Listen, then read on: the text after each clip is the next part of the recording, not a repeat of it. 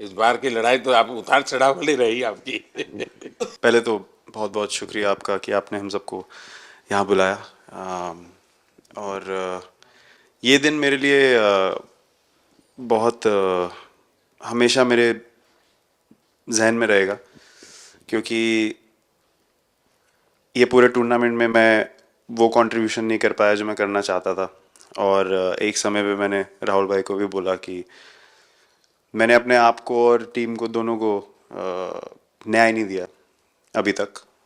तो इन्होंने मुझे बोला कि जब सिचुएशन आएगी तो मुझे भरोसा है कि तुम परफॉर्म करोगे। तो ये कॉन्वर्सेशन हमारी हुई थी, और जब हम खेलने भी गए तो मैंने पहले ही रोहित को बोला, क्योंकि मेरा जैसे टूर्नामेंट गया था मुझे इतना कॉन्फिडेंस नहीं था अंदर जब मैं खेलने जा रहा था कि वैसी बैटिंग हो सकेगी जैसी मैं करना चाहता हूँ। तो जब हम खेलने गए मुझे पहले 4 बॉलों में 3 चौके मिले, तो मैंने इसको जाके बोला, मैंने कहा यार ये क्या गेम है ये, मतलब एक दिन ऐसे लगता है एक रन नहीं बनेगा और एक दिन आप जाते हैं और सब कुछ होने लगता है। तो वहाँ पे मुझे फील हुआ कि, और स्पेशली जब हमारी विकेटें गिर गई, कि वो सिचुएशन में मुझे अपने आप को सरेंडर करना है। टीम के लिए क्या ज़रूरी है इस समय पे, सिर्फ वही मेरे फोकस में था। और मुझे ऐसा फील हुआ कि वो मुझे उस जोन में डाला गया। अब वो मैं किस वजह से डाला गया वो एक्सप्लेन करना मुश्किल है, बट मुझे ऐसा फील हुआ कि बिल्कुल मैं उस मोमेंट में बंद गया।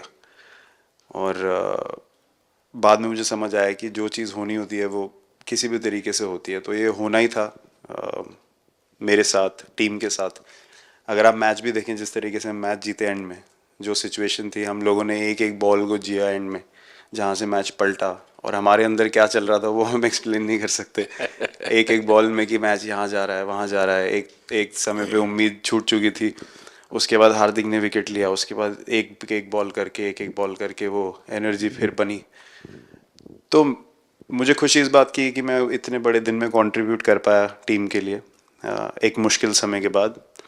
और वो पूरा दिन जैसे गया हमारा, और जिस तरीके से हम जीते, जैसे मैंने बोला, वो मैं कभी नहीं भुला पाऊंगा अपनी ज़िंदगी में। तो मुझे बस खुशी थी कि मैं टीम को उस जगह तक ले जा पाया जहाँ से हम मैच को जीतने की कोशिश कर सकते हैं।